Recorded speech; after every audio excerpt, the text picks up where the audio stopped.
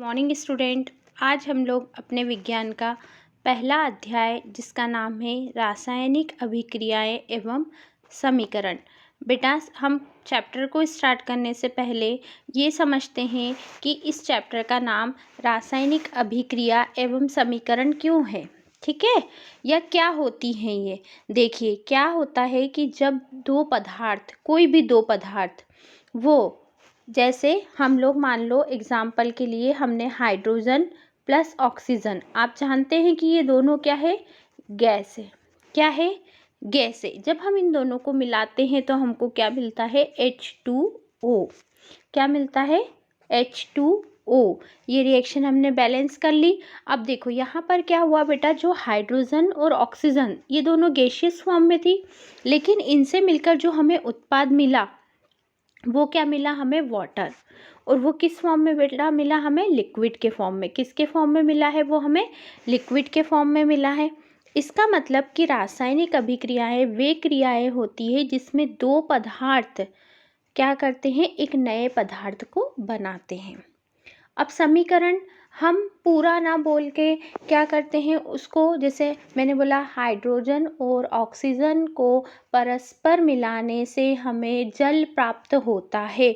इतना बड़ा स्टेटमेंट मैंने वाक्य में ना कहकर उसको लिख कर बता दिया उसके नाम से। जैसे हाइड्रोजन का हाइड्रोजन लिख दिया, ऑक्सीजन को ऑक्सीजन, दोनों के बीच में मैंने प्लस लगा दिया।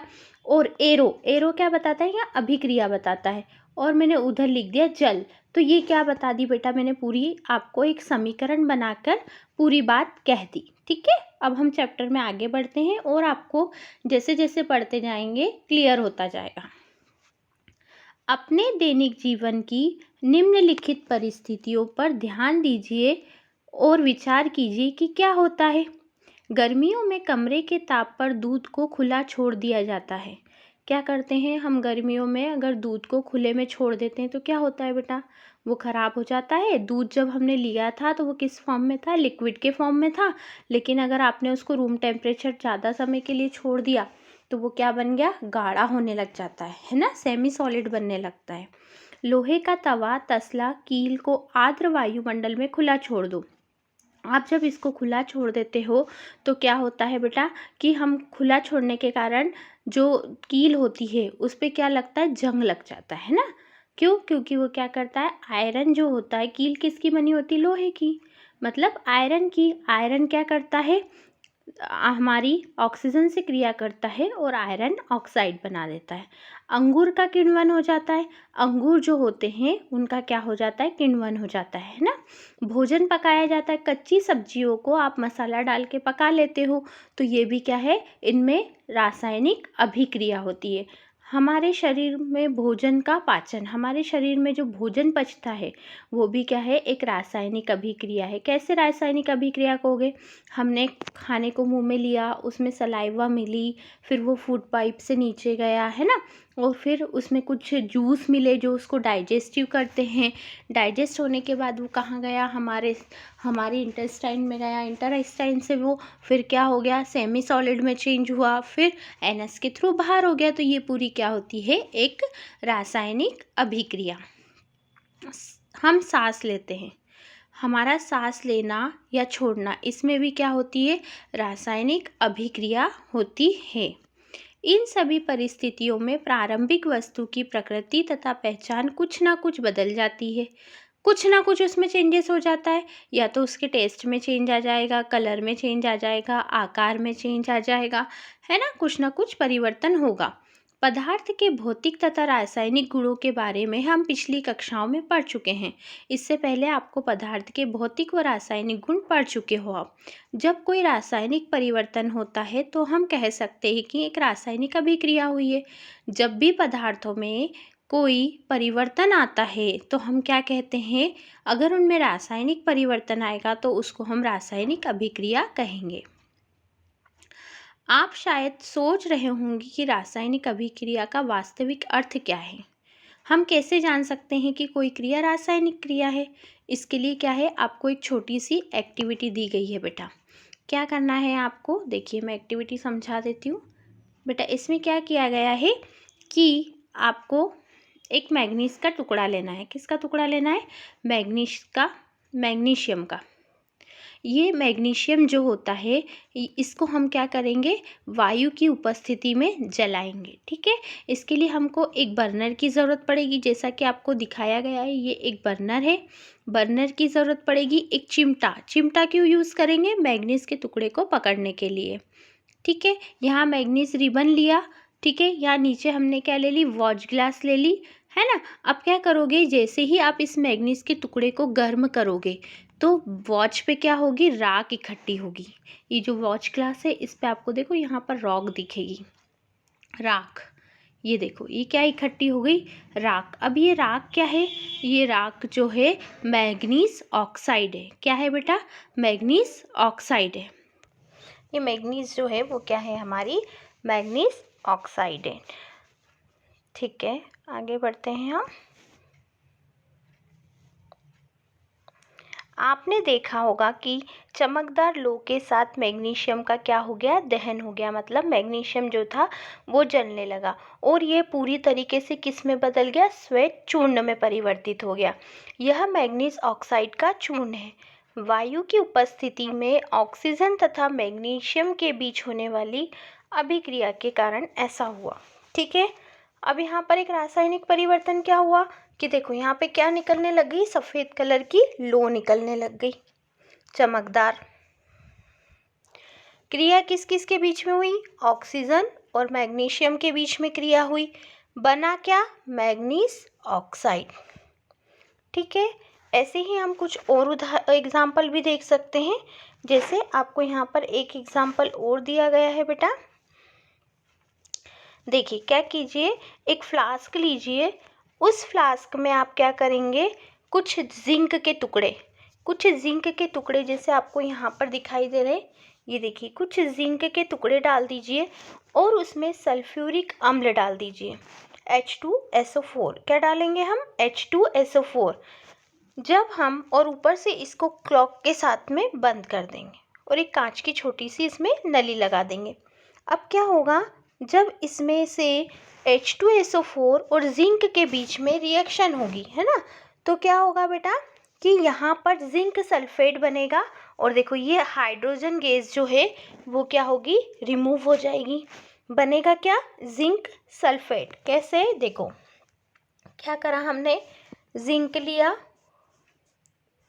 उसकी अभिक्रिया करवा दी H2SO4 के साथ, H2SO4।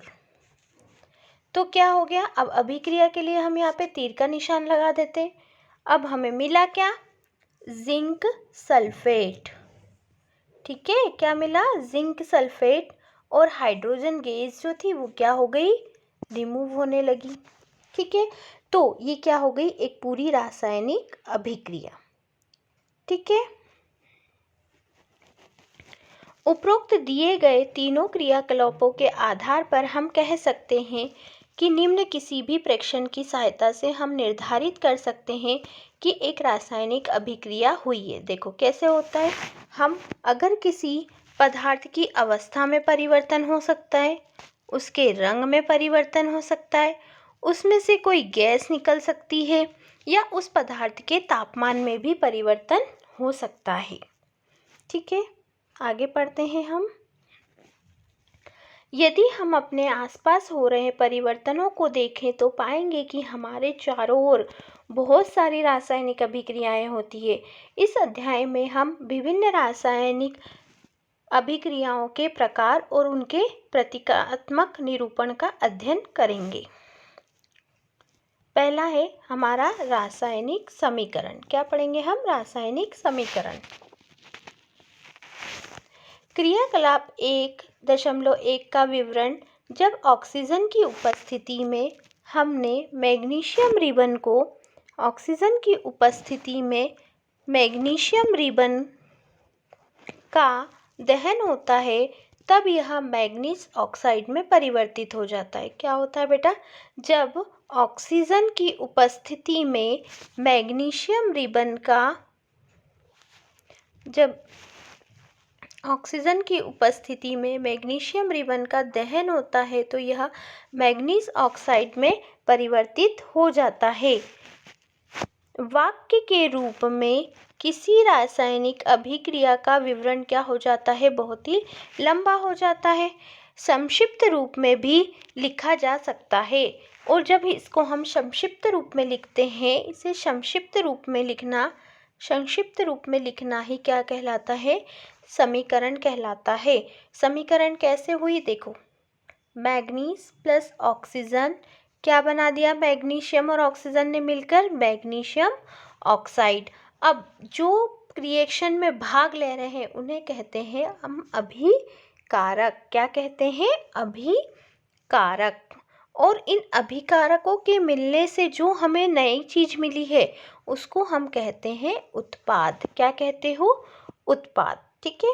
अभिक्रिया 1.1 में ऑक्सीजन तथा मैग्नीशियम ऐसे पदार्थ हैं जिनमें रासायनिक परिवर्तन होता है, इन्हें अभिकारक कहते हैं। इस लाइन को हम अंडरलाइन करते हैं। ठीक है। इस अभिक्रिया से एक नए पदार्थ मैग्नीशियम ऑक्साइड का निर्माण होता है, इसे हम उत्पाद कहते हैं। ठीक है।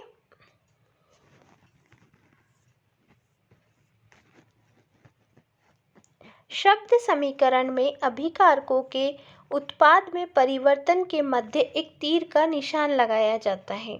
अभिकारकों के बीच में प्लस का चिन्ह होता है ना।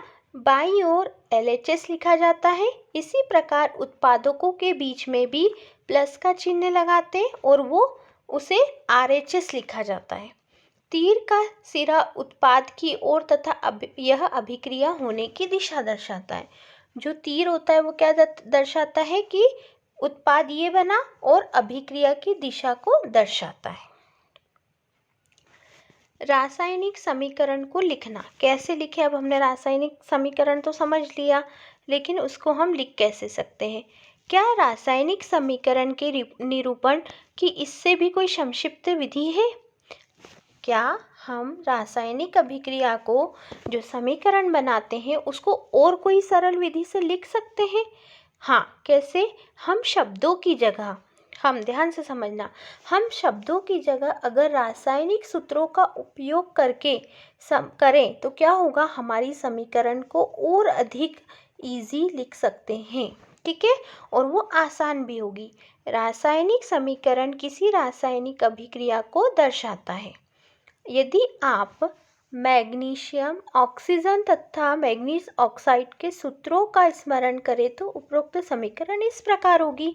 अगर हम पूरा ना लिखते हुए अगर हम उसको फॉर्मूले के भाग में लिखेंगे, हम फॉर्मूला लिखते हैं तो देखो हम क्या कहते हैं, मैग्नीज को क्या कहो, मैग्नीशियम को क्या कहोगे, Mg, ऑक्सीजन को O2। दोनों के मिलने से क्या बना, अब यहाँ पे जो तीर का निशान है ये आपको क्या दर्शा रहा है कि अभिक्रिया से ये उत्पाद बन रहा है और अभिक्रिया की दिशा बता रहा है। ये क्या बन गया, मैग्नीशियम ऑक्साइड। ठीक है, मैग्नीशियम ऑक्साइड। तो हम क्या कर सकते हैं, किसी भी रासायनिक अभिक्रिया को और हमको अगर सरल भाग में लिखना है तो हम क्या कर सकते हैं, उसको हम उसके सिंबल का यूज़ करें। हम क्या करें, हम सिंबल का यूज़ करें, हम उसके रासायनिक सूत्रों का उपयोग करके उसको और सरल तरीके से लिख सकते हैं और छोटी भी बना सकते हैं।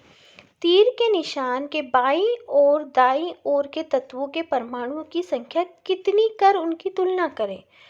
अब एक चीज़ ध्यान रखना, हमको जितने तत्व इधर है उतने ही तत्व LHS में जितने हैं उतने ही RHS में होना चाहिए। अगर मान लो ऑक्सीजन 2 LHS साइड है, राइट हैंड साइड है, तो जो हमारा उत्पाद बना है उसमें भी हमें क्या होना चाहिए, ऑक्सीजन 2 ही मिलना चाहिए। ठीक है, क्या दोनों ओर तत्वों के परमाणुओं की संख्या समान है? यदि है तो समीकरण क्या हो, संतुलित हो जाएगी।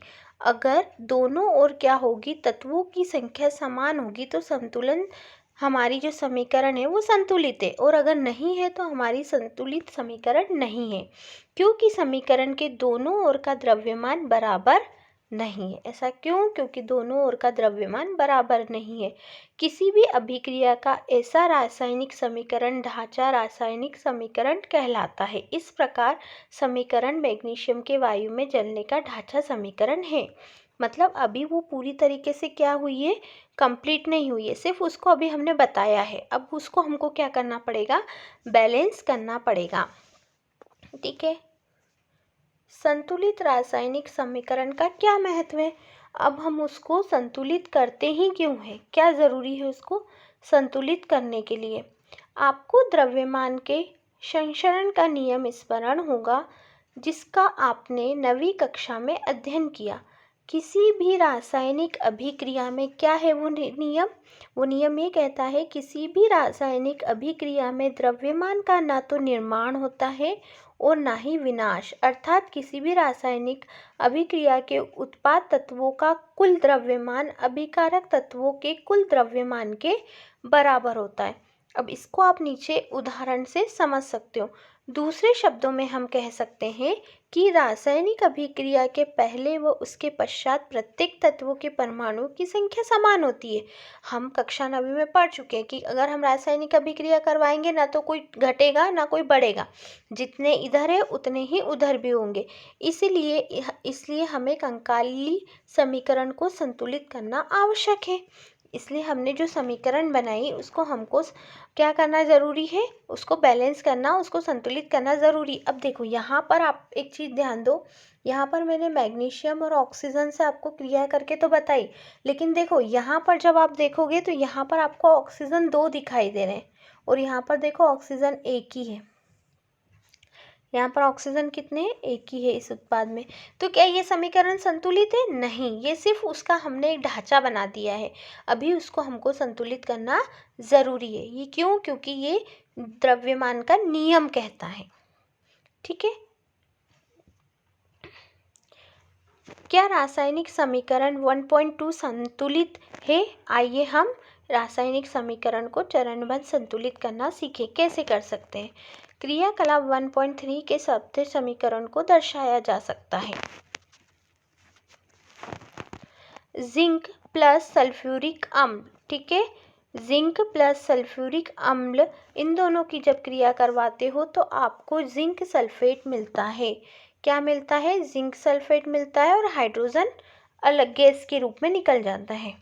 अब इसी समीकरण को हम फॉर्मूले के रूप में लिखते हैं। तो हमने क्या लिखा? हमने लिखा जिंक प्लस सल्फ्यूरिक एसिड, हमें जिंक सल्फेट मिला और हाइड्रोजन गैस रिमूव हो गई। आइए समीकरण 1.3 में तीर के निशान के दोनों ओर तत्वों की संख्या को गिने। अब देखो, है ना, अब मैं आपको यहाँ से बताती हूँ, ध्यान देना बेटा। देखो, इस अभिक्रिया में सबसे पहले आपने कौन कौन से तत्व लिए हैं वो देखो। देखो यहाँ पर हमने क्या लिया है? जिंक लिया है। तो हमने तत्व की संख्या में जिंक, तत्वों के नाम में क्या लिखा? पहले जिंक।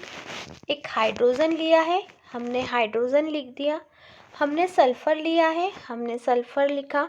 हमने ऑक्सीजन लिया, हमने ऑक्सीजन लिखा। पहले इनको लिख लो। ठीक है।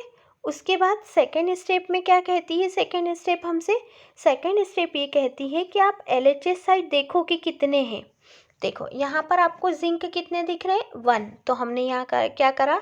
जिंक को 1 लिख दिया।